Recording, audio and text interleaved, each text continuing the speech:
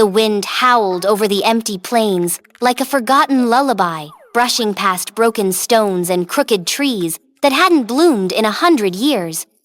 Nothing lived here, or so the world believed. No birds sang. No flowers dared peek through the cracked earth. Even the sky wore a robe of dull gray, as though the sun had simply stopped looking this way. But deep beneath this barren land, where roots once tangled like dancers beneath the soil, a quiet light stirred. It came from a single chamber carved from rock and time, a hidden room filled with soft, golden glow. The light spilled gently from hundreds of tiny orbs that floated in the air, each no bigger than a raindrop, and together they glowed like a heartbeat in the dark. At the very center of the chamber lay a cradle carved of moonstone, smooth and shimmering, holding a child fast asleep. She did not stir when the wind screamed louder above. She did not blink when a shard of light fell through a crack in the earth, brushing her cheek like the whisper of a dream. Her hair, the color of candle flame, curled gently around her face. Her small hands, delicate as flower petals, rested over her chest, still and calm. The world had forgotten this place, but the earth had not. A tremble shivered through the soil. Somewhere far away, something ancient shifted, and the faintest echo of song rose from deep beneath the cradle. Not a voice, not words, but a feeling lonely and strong, like a wish waiting too long to be heard. And then, her eyes opened. Her eyes, soft as morning mist, blinked once, then again. They held no memory, no fear, only wonder, like someone waking from the longest sleep in the world. She looked around the glowing chamber, where the floating lights drifted and shimmered, like dream bubbles in the air. She did not know who she was. She did not know where she was. But somehow, she was not afraid. She stood, small and barefoot, her pale gown brushing against the cool stone. The chamber whispered to her with silent songs, as if it remembered lullabies she had forgotten. Her fingers brushed the air, and one of the golden orbs floated into her hand, pulsing warmly like a tiny sun. She held it close, and in that light, her name found her. They had once called her Elira. No memory came with the name, no face, no voice, no place, but it settled in her heart like an ember. The walls of the chamber began to tremble softly. The orbs floated higher, then drifted toward a narrow tunnel in the stone. Without knowing why, Elira followed. Each step she took, the chamber behind her grew dimmer, as if her presence had once kept the light alive. The tunnel curved and narrowed, rising like a coiled root through the ground. Her small feet touched moss, then dust, then stones, as old as forgotten time. At last, she emerged into the world above. The sky stretched endless and gray. All around her, cracked earth sprawled in every direction, like the skin of a sleeping giant. Towering cliffs stood far to the east, while a dried-out forest hunched to the west, its trees twisted like reaching hands. There was no sound, only the wind breathing slowly across the emptiness. Elira stepped forward. The wind caught in her hair and pulled gently, like it was trying to lead her somewhere. Days passed, though Elira did not count them. She walked through the lifeless land, drinking dew from leaves, sleeping under boughs that whispered long-lost stories. Strange things began to happen, quiet and small. When she passed by dry flowers, they lifted their heads. When her foot touched a cracked stone, moss would sometimes grow in her footprints. The world began to stir around her, shy and slow, as though remembering what it was to be alive. Farther and farther she wandered, until one evening, just before dusk, she reached the edge of a crumbling village. The houses leaned like old bones. No smoke rose from chimneys. No windows glowed. But there were signs that someone once had cared for this place. Dolls lay beneath broken porches. Wind chimes hung like forgotten voices. A tattered scarf fluttered from a post. Elira stepped into the village square, where a dry fountain stood, empty and cracked. She placed her hands on its rim. For a long moment, nothing happened. Then just a flicker, the faintest trickle of water bubbled from the center. She didn't smile, not quite, but her eyes brightened. She did not yet understand, but something inside her heart stirred, a purpose, a memory just beyond reach. Behind her, something moved. She turned and saw eyes round, wide, frightened, peeking from a cellar door. A boy, no older than herself, clutching a wooden spoon like a sword. He didn't speak. He didn't need to. Alira raised her hand slowly, palm open. More children appeared, one by one. Thin, quiet, wary, they crept from ruined houses and behind broken carts. Some carried stones, others sticks, none wore shoes. All watched her. Alira knelt on the ground and touched the earth gently with her fingertips. Grass sprang up where she touched, soft and green. A few flowers followed, pushing through the dry soil like stars through night. The children gasped. They did not run. That evening, Alira sat by the fountain, surrounded by quiet children. One brought her a blanket, another gave her a wooden toy, its paint chipped and faded. They did not speak, but their eyes asked the same question. Who are you? Alira did not know how to answer. She touched her chest where her name lived like a secret and whispered it into the wind. Alira, it sounded like wind on leaves, like light on water. The children listened. The days grew brighter. With Alira walking among them, the village began to heal. The fountain gushed fresh water. Vines curled up stone walls. Fruit trees blossomed in the courtyard. Chickens long hidden in burrows clucked and scratched their way into the sun. Laughter returned, soft and unsure, but real. But far beyond the cliffs, in a tower wrapped in shadow, someone stirred. A figure cloaked in gray feathers and dust leaned over a pool of dark water. In it, they saw a girl with hair like candlelight, waking the land, calling life back to the world. The feathered one's breath hissed.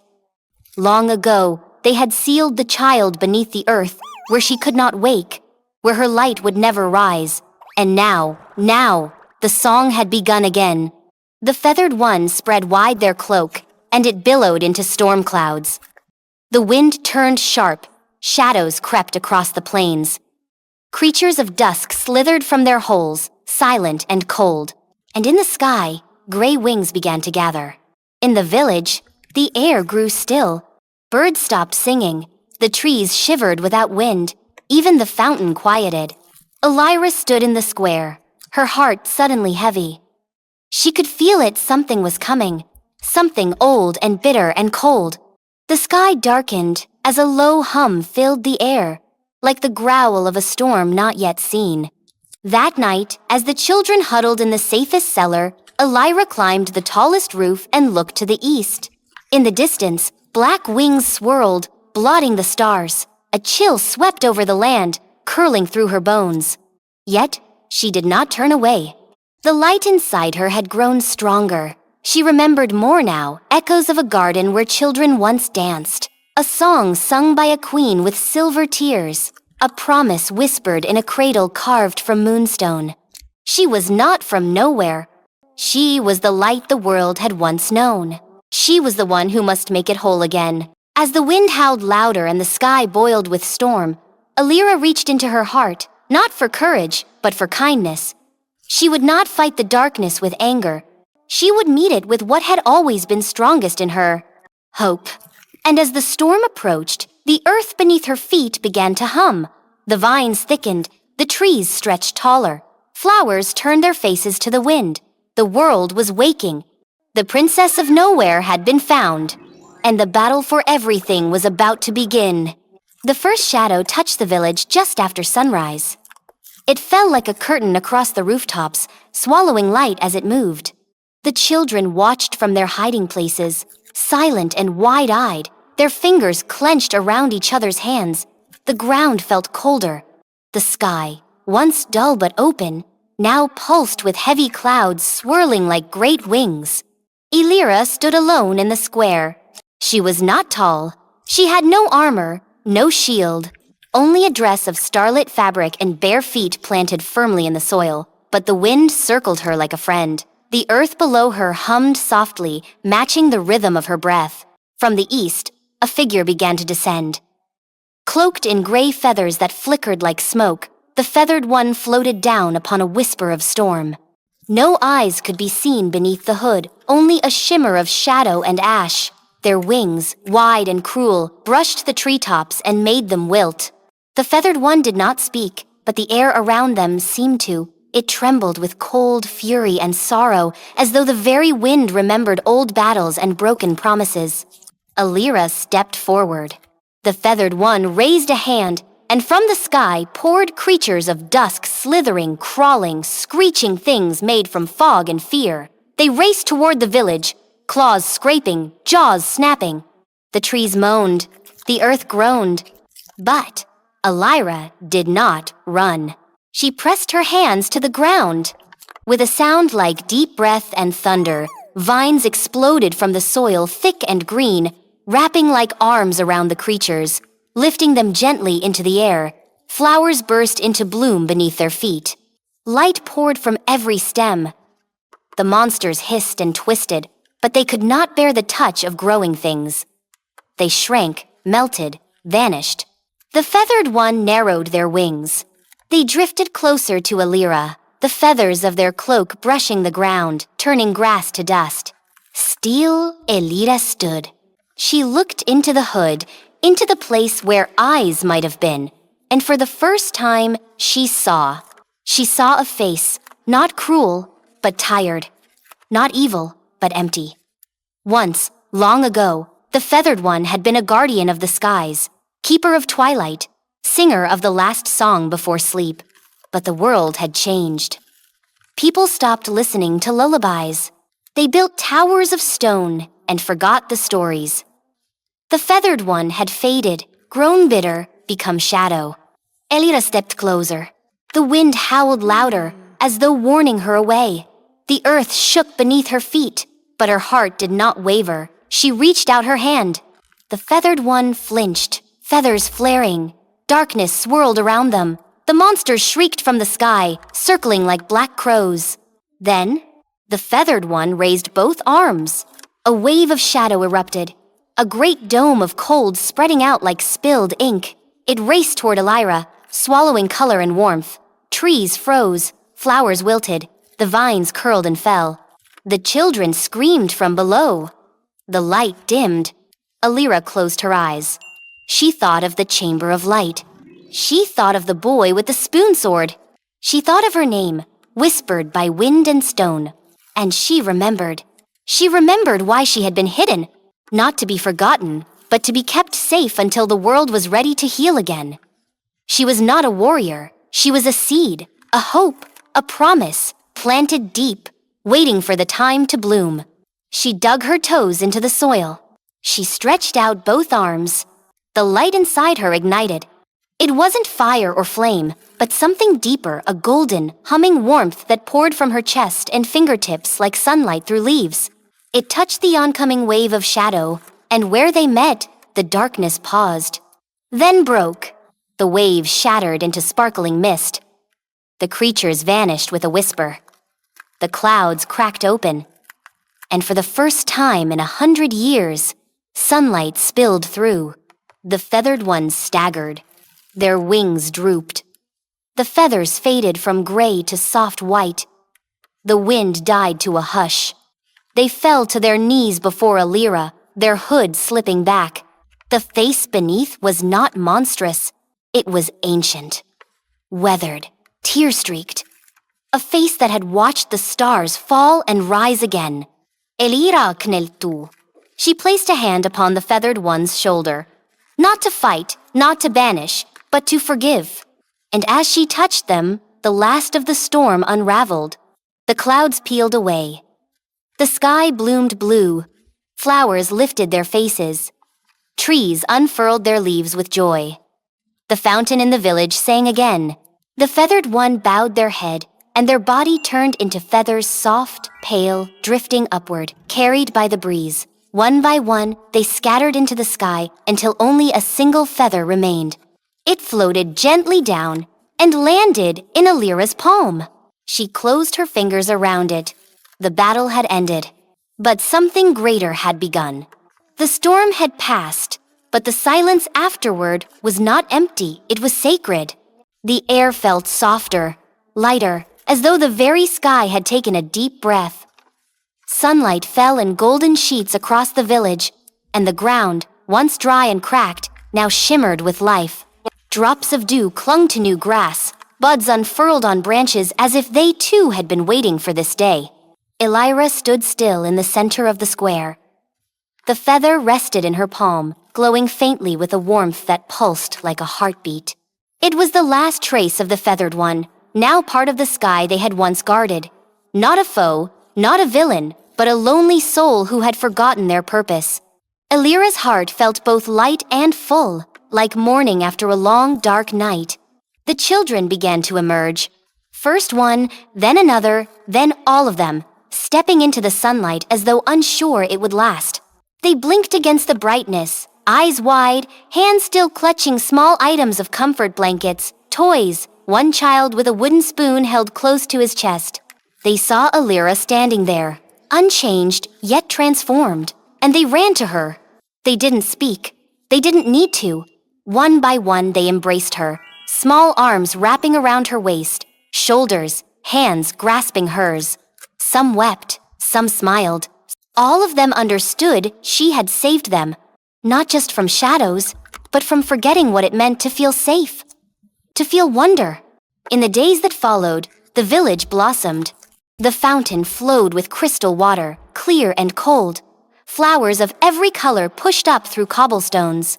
Trees bent low with fruit sweet enough to make the children giggle when they bit in. Birds returned, singing songs the wind carried far and wide. The children planted gardens. They patched roofs with bright-colored cloth. They painted the walls with stories and suns and stars. Laughter filled the air like music. And sometimes, when the light was just right, golden orbs would drift down from the sky and dance through the streets like fireflies. Elira lived among them, but not as a queen. She had no throne. She wore no crown. She slept beneath the trees or beside the fountain, always listening to the whispers of the wind and the quiet song of the earth. She taught the children to tend the land with care, to speak kindly to the growing things, to sing to the stars even when clouds gathered. And though the village had once been forgotten, now it pulsed with life. Word of the healing spread. Travelers came, drawn by tales of a girl who made flowers bloom with a glance, who woke the land with her footsteps. Some brought tools and seeds, others brought music and stories. All of them found the same thing, peace. They called her many names, child of dawn, keeper of roots, princess of the new sky, but she never corrected them.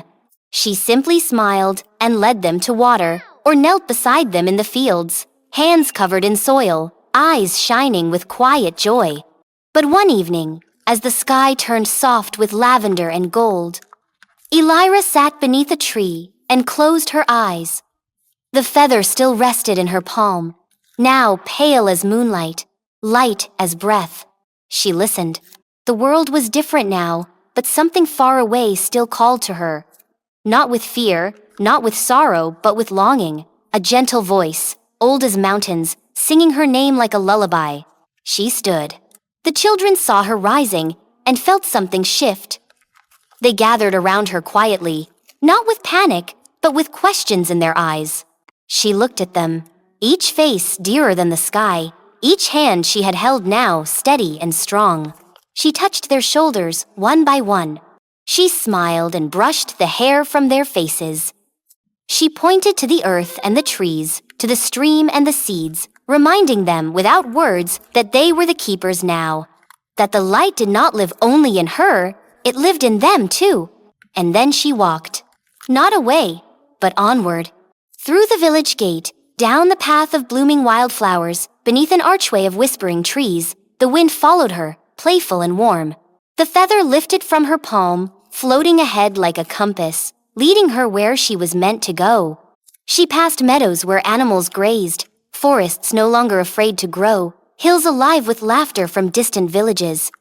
Everywhere she went, the land healed a little more. Not through magic alone, but through presence, her kindness, her quiet, her remembering. And slowly, people began to tell her story. They spoke of the Princess of Nowhere, a child born in silence who brought songs back to the earth. They said she came from the roots, from a hidden chamber of light, from a dream forgotten by time. They said her footsteps made flowers grow, her voice calmed storms, her hands carried peace. Children lit lanterns in her honor. Elders carved her likeness into trees. In every village touched by her presence, a single feather was painted near the gate, a symbol of transformation, of sorrow forgiven, of shadows turned to wind. Years passed. The children in the village grew older. They taught new little ones the songs Alira had hummed, the way to plant by moonlight, how to listen to the earth's hum. They told stories of the girl with hair like candlelight who walked into the storm and brought back the sun. No one knew where Alira had gone. Some said she became the wind itself. Others claimed she climbed to the stars and lived among the constellations. But every so often, on a still morning or a golden evening, a child would look to the horizon and see a flicker of light, a soft figure walking through a field, or a single feather floating down from a cloudless sky. And they would smile, because they knew she was still out there, still walking, still listening, still reminding the world that even the forgotten places, even the loneliest roots could bloom again. And so the Princess of Nowhere became the promise of everywhere, a light never lost, a hope forever found.